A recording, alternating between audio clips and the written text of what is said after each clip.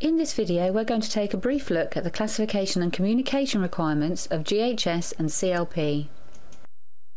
GHS is the globally harmonized system of classification and labelling of chemicals. It's a globally agreed method for classifying and communicating hazards of chemicals. It's not a piece of legislation, and different regions can choose how they implement it. Different global regions are at different stages of implementation, and there's a building block approach, which means that it's not fully harmonised throughout the world. There are variations on which blocks have been implemented, and also variations on the hazard communication aspects, for example labels and safety data sheets. In Europe, GHS has been implemented as the Classification, Labelling and Packaging of Substances and Mixtures, or CLP. It's mandatory for substances from December 2010 and mandatory for mixtures from June 2015. Substances include complex substances such as essential oils, and mixtures include flavours and fragrances. The structure and terminology of hazards in CLP are rather different to the Dangerous Preparations and Dangerous Substances directives. The IFRA IOFI Labelling Manual contains information about many of the ingredients used by the aroma trades.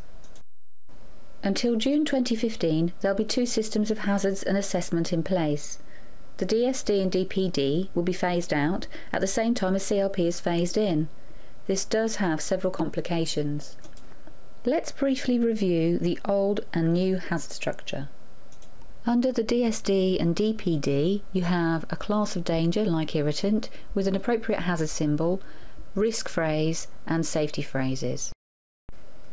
With GHS and CLP, you have an additional layer. You have a signal word, which can either be warning or danger, a pictogram, a class and category of danger, a hazard statement, and precautionary statements. One of the significant changes is how many more precautionary statements can apply compared to the old safety phrases. And this has significant implications for labelling. Let's take a look at some of the data and how it applies to ingredients. This is an extract from the IFRA IOFI Labelling Manual 2010. The hazard information given are abbreviations and are in GHS terms rather than CLP, so it does take some interpretation. If we look at DL-citranolol, you can see it says ATO5 with a number in brackets, ATD5 another number in brackets. Both of those refer to acute toxicity, one by the oral route and one by the dermal route, and the number in brackets refers to the LD50. SCI refers to skin corrosion irritation and category 2, SS1 is skin sensitization category 1, and EHA2 is environmentally hazardous acute category 2. Not all the headline categories given here apply in Europe because not all GHS building blocks have been adopted in CLP.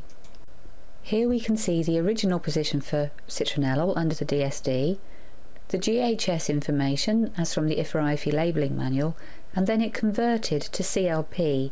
You can see the only two phrases that remain are SCI2 and SS1. These headline categories have accompanying signal words, pictograms, hazard statements and precautionary statements, all given in the legislation. Most of this information is mandatory, but precautionary statements are expected to be selected on the basis of appropriateness considering the use of the product. This presents practical challenges. In addition to these significant changes in classification and communication, some rewording of hazards can make the material seem much more dangerous, even though the hazard itself hasn't changed. The CLP legislation impacts labels, of course, and there are mandatory requirements over the label size, the pictogram size, and the other content. The pictograms are red diamonds, and they must each be 1/15 of the harmonized area of the label. This is the part of the label that contains the mandatory content. 5 pictograms are possible in the flavour and fragrance industry, and this is the case with thyme oil, and you can see here the impact of the 1/15 pictogram size on a label. It is possible to design a joint label, for example including customer information and product information, but you must still conform to the sizing requirements under the legislation for the CLP mandatory content. There are many very specific labelling requirements. Another important one is multi-language labels. Basically, labels should be written in the official language of the member state where the substance or mixture is placed on the market. In addition to the introduction of all these CLP changes, there are also changes due to REACH and the revised safety data sheet. Both substances and mixtures are affected from the 1st of December 2010. The format of the safety data sheet, as well as the information contained in it, has undergone significant changes.